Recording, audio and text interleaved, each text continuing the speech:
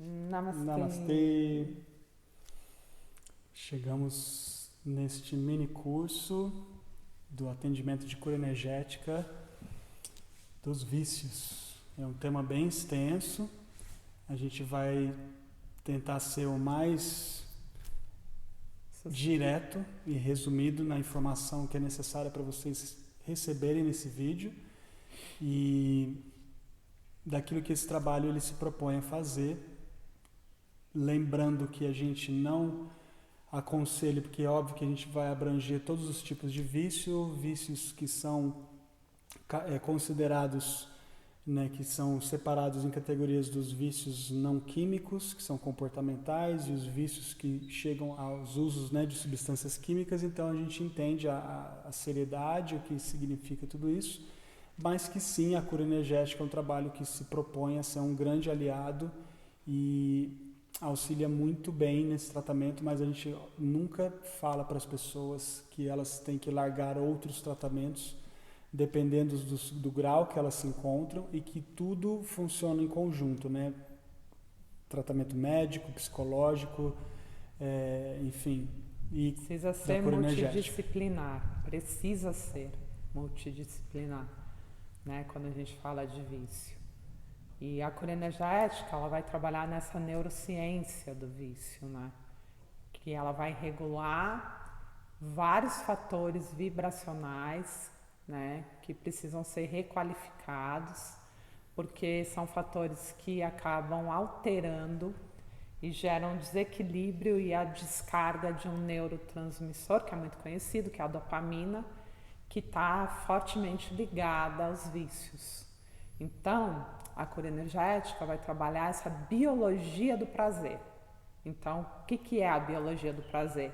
São esses estímulos agradáveis, né? Então, o elogio, o prato de comida, tudo isso vai ativar um sistema de recompensa do cérebro, que vai liberando essas cargas de dopamina. Aí vem uma sensação de bem-estar. Ok, isso em equilíbrio é maravilhoso. Quando a gente começa a desequilibrar isso, a gente fica viciado nessa sensação. Essa sensação dessa biologia do prazer, que é químico, que vai sendo desencadeado por escolhas, por ações, por vibrações, que está sempre conectada com o funcionamento do corpo, que altera sempre a química hormonal do corpo e que vai gerar uma descarga muito forte química produzida por nós mesmos, que gera aquilo que a gente entende como vício. E antes mesmo de tratar o vício em si, e que eu acho que esse é o grande trunfo da cura energética, por a gente estar trabalhando com esse campo informado de clareza e de tirar as distorções, porque é o que a gente estava até falando aqui há pouco tempo, né? Que o mais difícil são os viciados reconhecerem que eles estão no vício e as pessoas que interagem com pessoas que estão no vício também reconhecerem o dependente, exatamente, reconhecerem que aquela pessoa ela já passou do limite, porque o vício ele não se estabelece da noite para o dia. Eu acordei, amanhã eu estou já, né, no último grau de um vício, seja de comportamento, enfim. Então porque isso vão se dando com várias práticas que vão desencadeando ou em uso de droga, ou de álcool, ou em jogos, ou pornografia, ou sexo, enfim. Mas isso já vem vindo de um padrão comportamental até antes de eu consumir qualquer um desses tipos de produtos, né? Vamos dizer assim. Então, o principal é a gente, com esse trabalho, mesmo que seja no primeiro passo, né? Porque tem pessoas que estão fazendo várias curas com a gente, vários atendimentos, e tem pessoas que às vezes fazem um atendimento avulso. Então o principal é que nesse curso, nesse mini curso, nesse atendimento, você possa atingir esse nível de clareza de que você sim tem, né, algum nível de vício, aonde está o seu vício, porque por onde ele está começando, né, que está se estabelecendo, porque é justamente isso. Os vícios, eles não começam do dia para a noite. Eles dependem de vários comportamentos que vão se repetindo, né? Então, identificar em que local, né, em que lugar, em que momento, em que prática, em que ação, em que comportamento, em que sensação a gente está dentro desse esquema é fundamental. E é por isso que a cura energética ela vai trabalhar passo a passo. Ela vai trabalhar a biologia do prazer com esses estímulos, vistos nessas sensações. Ela vai trabalhar essas memórias que estão relacionadas a esse prazer também e a essas experiências que me trouxeram prazer. Então, eu vou guardando essas memórias porque eu já estabeleci o vício. E aí a mente ela vai te jogando para uma memória de algo muito maior do que foi. Então ela faz com que isso se torne grandiosíssimo. Nossa, você sentiu tanto prazer naquela experiência.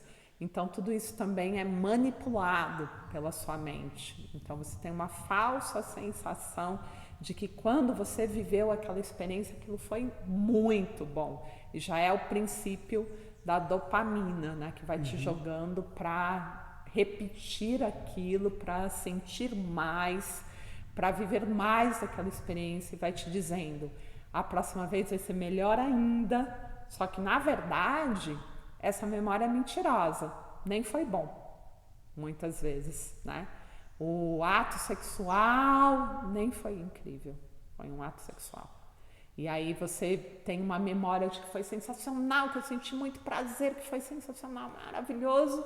E aí a dopamina vai te jogar para buscar essa sensação novamente, né? Então essa memória, ela precisa ser trabalhada e a gente só consegue trabalhar todas essas questõezinhas que são vibracionais, porém também desencadeiam toda essa fisiologia, né? Essa interação fisiológica e química com a cura energética. Por isso a gente tem que integrar, né, todos esses tratamentos. E a gente vai falar um pouquinho sobre isso.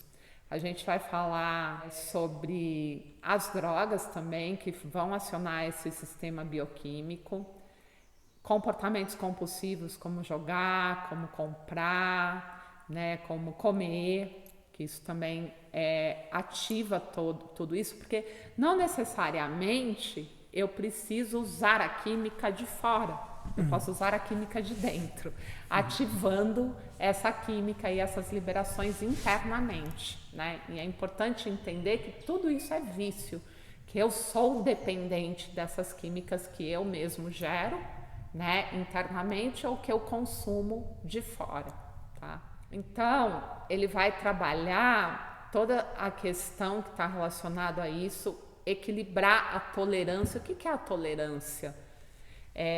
Chega um momento que, por você usar aquela substância ou criar essa química interna, essa quantidade de química, ela não é suficiente, essa substância ela não é suficiente, então você se torna tolerante àquela substância, então você precisa usar mais e mais, então você já não consegue sentir o mesmo prazer, então você começa a ter que aumentar as suas doses, procurar repetir mais vezes para que você possa ter prazer. E além de procurar mais vezes, de forma mais escalada, né? Mais intenso, então a coisa ela começa a ficar cada vez mais, né? Então você pode começar a se colocar em situações de mais risco. Então quando a gente fala de pessoas que ainda não perceberam, mas elas se colocam em confusões, em situações arriscadas, ou só para sentir determinada emoção, ou sensação, ou conflito, ou brigas, ou raiva, ou ciúmes, então a gente vai entender o que gera para a pessoa chegar nesse ponto e se ela tem aquilo que a gente entende que é a abstinência, que é essa falta de controle, quando a gente vê que passou desse autocontrole e que realmente a pessoa ela não tem como bloquear mais esses estímulos, a gente já pode entender que isso já precisa ser tratado. Que ela está com a síndrome de abstinência. Nesse quadro de alguém que é viciado. Então, assim, é muito amplo o espectro de situações, inclusive das que não são químicas, porque é muito fácil Você fala, né, ir para maconha, já tem, né, o álcool, o tabagismo, até o vício em internet, coisas do tipo, jogo e tal. A gente já tem os rankings, né, falando quais são as principais, mas tem muitas outras que a gente nem sequer entende ou reconhece, como ciúmes, como dependência emocional, enfim, de muitas coisas que a gente precisa abrir o nosso olhar para nosso próprio processo, para que a gente não se distraia e perca a oportunidade de sair desses padrões de vício, né? Que vão levar a gente para infinidades de desequilíbrios e doenças. Então a gente tem o primeiro momento que uma quantidade pouca gera muito estímulo, depois a gente tem um momento que a vida precisa ficar muito sem graça, então você tem uma sensação de que tudo é muito ruim, e uma quantidade pouca não gera estímulo, então tenho que aumentar a quantidade porque a vida está muito sem graça e eu tenho que procurar prazer nisso, porque eu não encontro prazer na vida. Nós temos a tentativa de sair disso, porque quando a gente percebe que a gente entrou nesse ciclo e que eu já não estou nem sentindo tanto prazer com os meus relacionamentos, que o ciúmes é insuportável, que a dependência emocional é insuportável, eu começo a tentar sair. Só que quando eu vou tentar sair, eu tenho a crise de abstinência. A crise de abstinência, ela gera efeitos físicos e psicológicos. Então, eu não suporto a crise de abstinência e aí eu volto novamente a procurar o meu objeto de vício, né? Então, tudo isso precisa ser trabalhado. Na sequência, a gente tem a fissura. O que é a fissura? É quando você começa a ter ansiedade que te leva ao desespero. Então, eu tenho a crise de abstinência, tenho essas sensações e depois eu fico fissurado. Eu começo a ter crises de ansiedade que me faz ficar só pensando naquilo, pensando que eu preciso daquilo, que a minha vida não vai funcionar se eu não tiver aquilo. Então esse é um momento a parte da fissura dentro da abstinência. Então a gente tem várias, né, fases que fazem parte dessa neurociência, dessa anatomia do vício que precisa ser vista. E às vezes isso você leva para relacionamento, às vezes isso você leva para comida, às vezes isso você leva para internet, às vezes você leva para compra, né? Então você pode usar, mas o vício ele se estabelece principalmente por dois fatores fundamentais para você considerar vício. Um é não conseguir se livrar do objeto de vício, ou seja, se distanciar do objeto de vício.